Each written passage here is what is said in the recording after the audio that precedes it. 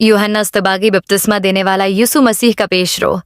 यूहन्ना बपतिस्मा देने वाला जॉन द बैप्टिस्ट एक अजीम नबी और खुदावंद यीशु मसीह के पेशरो थे। उनकी जिंदगी, तबलीग और शहादत का मकसद खुदा के वादों की तकमील और मसीह मऊद के लिए रास्ता हमवार करना था। बाइबल में यूहन्ना नाम का जिक्र 157 मरतबा आया है। यूहन्ना की पैदाइश 4 क़ब्ल मसीह में बनी इसराइल के लावी कबीले के एक मुत्तकी और दीनदार ख़ानदान में हुई। उनके वालिद ज़करिया और वालदा एलीशिबा दोनों काहिनों के ख़ानदान से ताल्लुक़ रखते थे। ज़करिया हैकल में खिदमत अंजाम देते थे और एलीशिबा भी एक दुआ करने वाली खातून थीं। यूहन्ना की पैदाइश की खबर फरिश्ते जिब्राइल ने ज़करिया को दी जब वो हैकल में खुदा की इबादत कर रहे थे। जिब्राइल ने कहा, तेरी दुआ कबूल हो गई है। तेरी बीवी एलीशिबा तेरे लिए एक बेटा जनेगी और तो उसका नाम यूहन्ना रखेगा। वो खुदा के हुजूर अजीम होगा और वो खुदा की राह तैयार करेगा।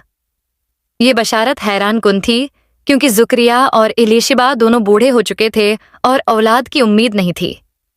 लेकिन खुदा के हुक्म से एलीशिबा हामिला हुए और यूहन्ना की पैदाइश हुई। यूहन्ना के बचपन के बारे में ज़्यादा तफसीलात नहीं मिलते, लेकिन बाइबल बयान करती है कि वो नज़ीर के तौर पर खुदा की खिदमत के लिए मखसूस थे। नज़ीर वो शख्स होता था जो मखसूस होता था, शराइत के साथ अपनी ज़िंदगी खुदा के लिए वक्फ कर देता था।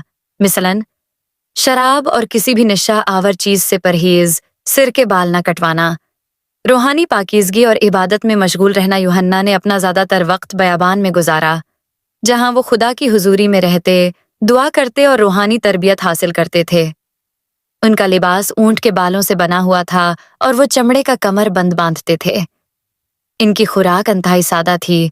वो टिड्डियां और जंगली शहद खाते थे, जो इस बात का सबूत है कि वो दुनियावी आसाइशों से बेनियाज थे।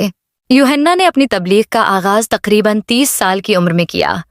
वो यहूदिया और यर्दन के किनारे मुनादी करते थे। उनकी तबलीग का बुनियादी पैगाम ये था, तौबा करो क्योंकि आसमान की बादशाहत नज़दीक है। यूहन्ना लोगों को पानी में गोता देकर बपतिस्मा देते थे, जो गुनाहों से तौबा और नई जिंदगी की अलामत था। इनके बपतिस्मा का मतलब था कि इंसान अपने गुनाहों का इकरार करे और खुदा की तरफ रुजू करे। यूहन्ना की तबलीग बेहद असर अंगेज थी। बड़ी तादाद में लोग इनके पास आते, अपने गुनाहों का एतराफ़ करते और बपतिस्मा लेते। हत्ता कि फरीसी और सदूकी यहूदी इल्मा और मजहबी रहनुमा भी बपतिस्मा लेने आए, लेकिन यूहन्ना ने उन्हें सख्त अल्फाज में कहा, ऐ सांप के बच्चों, तुम्हें किसने कहा कि आने वाले गजब से भागो। यूहन्ना की खिदमत का सबसे अहम लम्हा वो था जब यीशु मसीह इनके पास बपतिस्मा लेने के लिए आए। जब यीशु बपतिस्मा लेने के लिए आए तो यूहन्ना ने कहा, मैं तो खुद आपसे बपतिस्मा लेना चाहता हूँ और आप मेरे पास आए हैं। मगर यीशु मसीह ने फरमाया कि ये खुदा की मर्जी के मुताबिक ज़रूरी है।